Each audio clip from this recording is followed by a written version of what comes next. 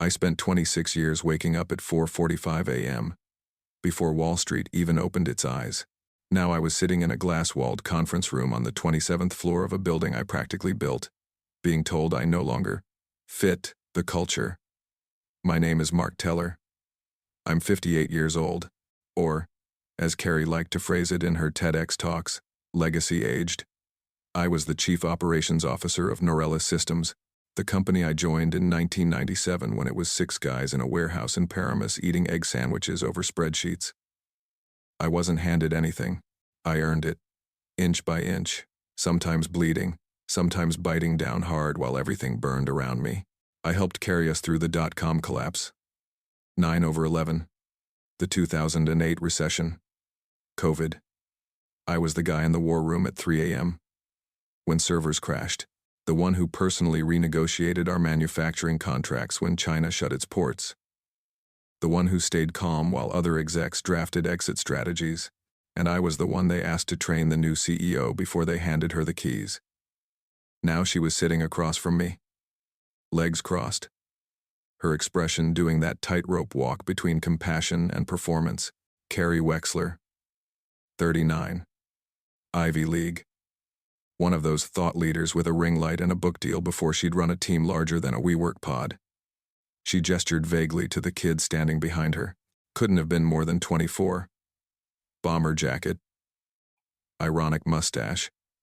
Holding a ring light in one hand and a lavender cold brew in the other. He was a symbol, not a person. "We're going in a different direction," Carrie said, and her voice had that annoying bounce tech founders adopt when they want to soften a hammer blow. "You've been incredible, truly. But we're evolving, and frankly, you no longer reflect where we're heading." She let that hang. I didn't move, didn't blink. "You don't fit the culture." There it was, the line, neat, rehearsed, corporate clean. Then came the chuckle. Light, feminine. She actually chuckled. "We need digital native energy, Mark. It's just where the market is. TikTok touchpoints, influencer alignment, brand velocity. We're bringing in Skylar here to head the engagement systems realignment." Skylar. Of course that was his name. He didn't speak. Just smiled, winked, and sat down in my chair like he was claiming territory. I smiled too. Even shook their hands.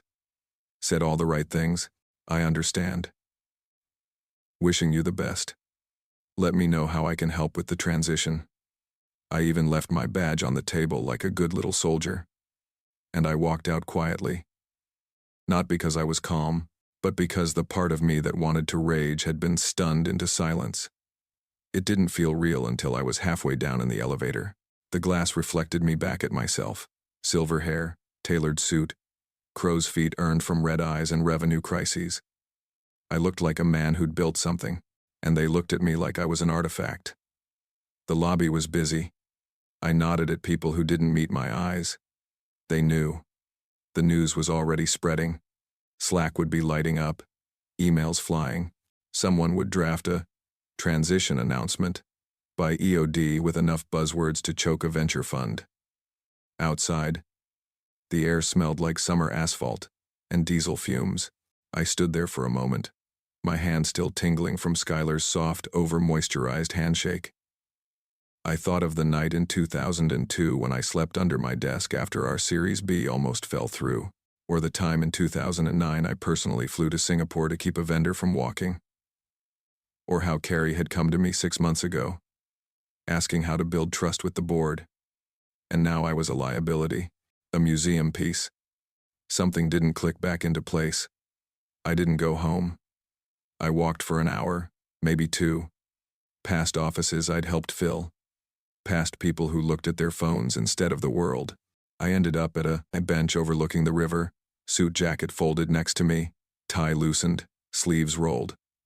And I sat there, thinking, not planning revenge, not yet, just listening to something inside me that had been quiet for years. Something waking up. I thought I'd sleep. I really did. First morning after the exit, I left my alarm off for the first time in 26 years. Still woke up at 4:45. Muscle memory doesn't give a damn about severance packages. I lay there in bed, staring at the ceiling, listening to the silence where emails used to live. No pings, no meetings, no war rooms, just a retired soldier without a battlefield. By 6 a.m., I was cleaning the garage, not because it needed it, but because I needed to be doing something that made sense. Pulled out old toolboxes I hadn't touched in years. Rearranged ladders, polished a snowblower I hadn't used since the blizzard of '09. It helped for a while, until I found the company-branded duffel I used during last year's summit in Zurich. The tag still had Carrie's name on it, printed below mine. I made coffee, tried to read, stared at the same sentence for 30 minutes.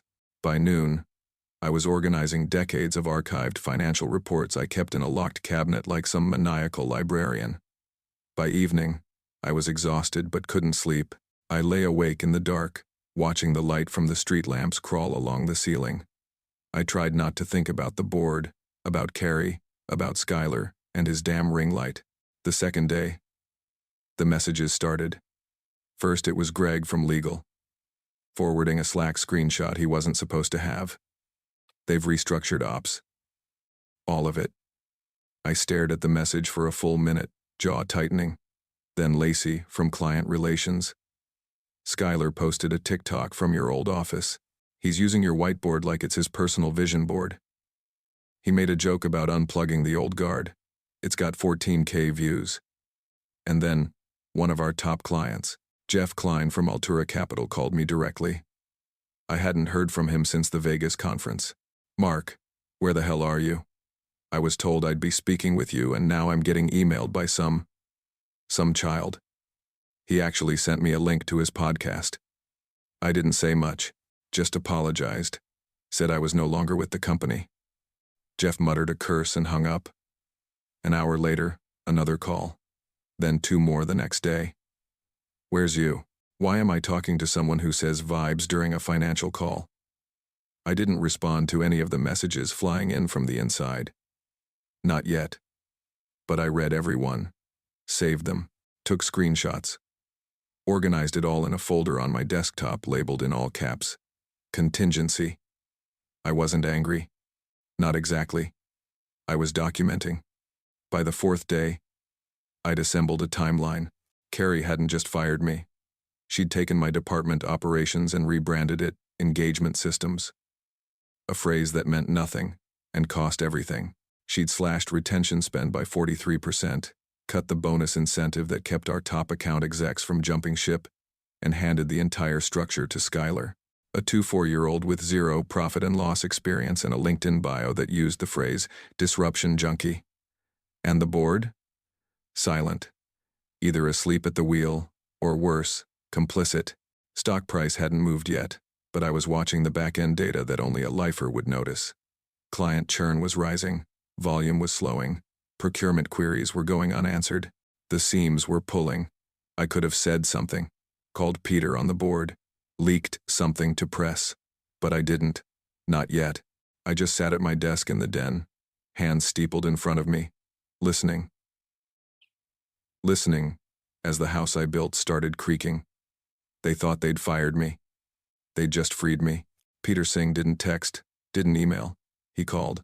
Old school guy, board member since 2003, back when we still used fax machines and everyone kept a BlackBerry holstered to their hip like a sidearm.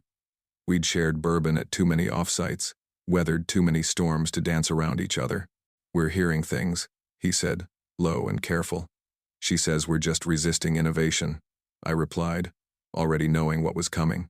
Is it true that she slashed the retention budget? That some TikTok kid's running ops? She says it's engagement systems now. He exhaled slowly. You have proof? Soon. We hung up without goodbyes. Peter wasn't sentimental, but he wasn't stupid either. He smelled smoke. My job now was to show him the fire. So I went to work. The folder labeled contingency wasn't just a graveyard of Slack leaks anymore, it became a war room. I started mapping out everything like I used to with crisis response. Timeline on one wall, source chain on another, corroborated intel in the middle. Patterns emerge when you zoom out far enough. The first real break came from someone I hadn't expected, Jules, an analyst in our investor relations team. Young, sharp, still green enough to think corporate loyalty would protect her. She'd overheard Carrie coaching Skylar on an investor call. Not guiding coaching, falsifying ARR projections by looping in unsigned pipeline deals and packaging them as committed revenue. I asked if she had a copy. She hesitated. Said it was against policy. 2 days later, a drive showed up in my mailbox. On it, a screen recording of Carrie's Zoom window open next to a slide deck with doctored figures.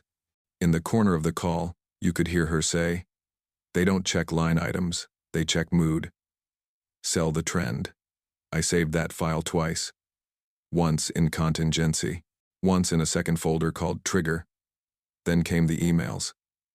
Skylar wasn't careful. His inbox leaked through a shared internal review platform that hadn't been deactivated after I left. He'd been sharing NDA-protected client data with a YouTuber for co-branding synergy. I scrolled through one message chain where he referred to a billion-dollar partner as legacy baggage. He attached their Q2 roadmap like it was a meme. Then I found the layoffs. Carrie had cut 32 senior employees the week after I left. Not a restructuring. Not even a budget necessity. She rebranded it talent optimization in a memo, claiming they were streamlining for future forward impact. The kicker? The memo wasn't internal. It was for ESG reporting ahead of our Series F. That's when I found it. Buried in a slide deck labeled Series F Narrative Preliminary. There was a section called Leadership Modernization. It included my name, my photo. Legacy executive retired to support diversity-driven leadership pivot. Board-supported succession accelerates cultural revitalization. They'd turned me into a bullet point. Not a man. Not a history. A talking point in a pitch to investors. A checkbox. It wasn't personal. It was performative. I'd been sacrificed to boost optics, to sell the idea that they were future-facing and ESG-aligned. My entire career, condensed into a slide called Strategic Renewal. There was a quote in the speaker notes attributed to Carrie. He was a great story, but not a great look. That was it, the moment it clicked. This hadn't been a knife in the back. It was a marketing decision. I closed the laptop, got up, poured a glass of scotch I'd been saving for a retirement party that never came. I didn't sip it. I stared out the window into the dark city lights blinking like signals from another world. Below me, a company I built was being turned into content. A child with a ring light was feeding strategy to investors through the filter of audience engagement. No more documentation, no more watching. I didn't need more proof. I needed an ending. I didn't go to war. Not at first. I didn't lawyer up. Didn't kick in any doors. I stayed quiet, deadly quiet, and let the silence do what it always does in times of leadership failure. Echo. At 3:12 a.m. on a Wednesday, I sent a single email to the board of Norellis Systems, no attachments in the body, just a Dropbox link. The subject line was 3 lines long. Your CEO lied. Your CMO compromised us. You have 72 hours. I knew they'd open it immediately. That kind of subject line doesn't get ignored when the company you're supposed to be shepherding is already showing early signs of hemorrhage. The folder was neatly organized. Investor call recordings with altered ARR projections, emails with NDA violations, the leadership modernization slide with my smiling face packaged as a diversity move. I didn't editorialize. I didn't include a letter, just facts. Sourced and dated. The kind of evidence a forensic auditor would drool over. Then I waited. Not long. 13 minutes later, I got a ping from Peter Singh. Jesus, call me. I didn't. Instead, I turned to phase 2. I'd redacted certain details, client names, employee emails, anything that could create legal blowback for people who didn't deserve to be in the blast radius. But the story stayed intact. On Thursday morning, I passed the curated version to 2 contacts I trusted. Naomi at Wired and Eliza at the Financial Times. Both seasoned. Both smart enough to verify without tipping their hands. I gave them the green light to run when ready. By Friday evening, I was on the front page of Hacker News. Ex-COO of Norellis leaks, bombshell, evidence of fraud, tokenization, and mismanagement. It wasn't clickbait. It was blood. The first cracks formed within the hour. Clients started pulling out quietly at first. Cancellations, unscheduled calls, accounts freezing budgets with vague phrases like strategic realignment. These were relationships I'd cultivated over decades, and now they were peeling off with surgical precision. They weren't mad. They were disappointed. Skylar's Twitter went dark by sunrise. All socials gone. As if erasing the trail would also erase the trail of incompetence. It didn't. Reddit lit up with screenshots of him hosting webinars about generational synergy. Someone found a TikTok where he used a whiteboard in my old office to draw a pyramid labeled Boomer Mentality. It got clipped, memed, remixed with clown music. Carrie tweeted a statement midday Saturday. "We take these allegations seriously. Norellis has always been committed to innovation and inclusion. She disabled." Replies 20 minutes later. The board issued silence. No press release. No spin. Just corporate retreat. And when the storm wouldn't slow, they finally broke. At 8:34 p.m. Sunday, my phone buzzed again. Emergency board session scheduled. Confidential. Attendance mandatory. I wasn't invited, but I didn't need to be. Because they weren't having a meeting. They were holding a funeral. I sat at home in the same den where I'd built the contingency folder, sipping a glass of Lagavulin, watching the company I helped build fall apart not from bitterness or revenge, but from its own neglect. I didn't feel satisfaction. I felt clarity. I hadn't destroyed Norellis. They had. I just turned on the lights. Somewhere across town, Carrie was probably rehearsing apologies that wouldn't matter. Somewhere in L.A., Skylar was probably trying to figure out if his marketing degree could get him back into brand consulting for wellness startups. And somewhere in that boardroom, Peter Singh was likely staring at a screen full of faces, all realizing they'd let the virus in through the front door, and gave it my chair. I didn't gloat. I opened my laptop and began outlining Phase 3. The kill shot wasn't chaos. It was consequences. Peter met me in a private conference room, off-site neutral ground. No logos, no interns, no ring lights. Just a mahogany table, bottled water, and the weight of a company circling the drain. He looked older than I remembered. Shoulders hunched. Tie crooked. As if he'd aged a decade in the last week. "We'd like to offer you a consulting role," he said, voice low. Careful. I let the words hang there a moment. Then I leaned forward. "I'm not here to come back," I said. "I'm here to bury what you let rot." He flinched like he'd been slapped. Good. It meant he still had a conscience, even if it had shown up late. The board tried to buy time, but time wasn't interested.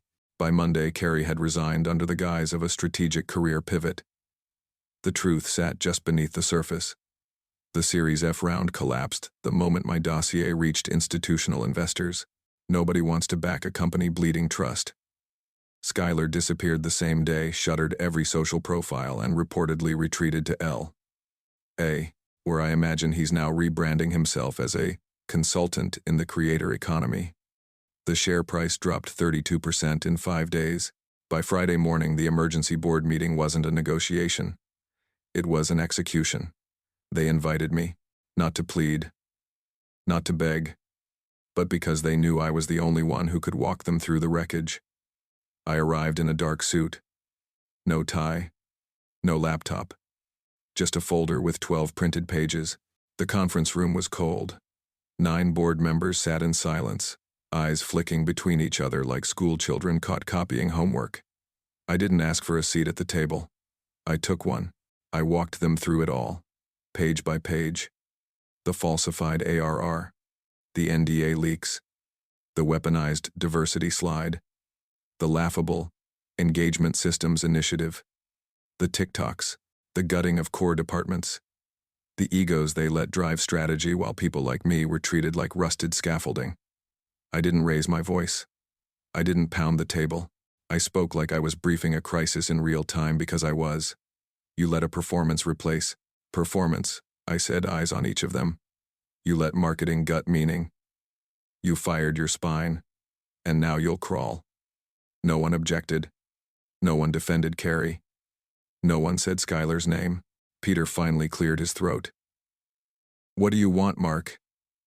I want the carcass of this company stripped of its illusion, I said, and I want control of what rises from it. The silence told me they understood. I wasn't asking to play nice.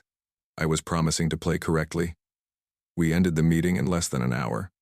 No smiles, no press photos, just signatures, acknowledgments, and compliance. I didn't return to Norellis as a savior. I returned as the man who knew where the bodies were buried because he was the one who'd built the damn map. I didn't keep the title. I didn't move back into the corner office. But when the reorg came, I was the architect. Carrie's vision boards were shredded. Skylar's initiatives erased like chalk under rain. Every department she'd renamed was restored, restructured, rebuilt by people who had earned their place long before hashtags started dictating strategy. Then, when the smoke cleared, I left. On my own terms this time. Quiet. Clean. Final. I wasn't needed anymore, not because I'd been replaced, but because I'd made myself obsolete the right way. That's leadership. You build until you're no longer necessary. Outside, the city buzzed like it always had. Trucks honked. Phones rang. The world kept moving. Unaware that a company had just been pulled back from the edge of a cliff it hadn't even seen coming. They thought they were saving face. They were lucky I let them keep skin.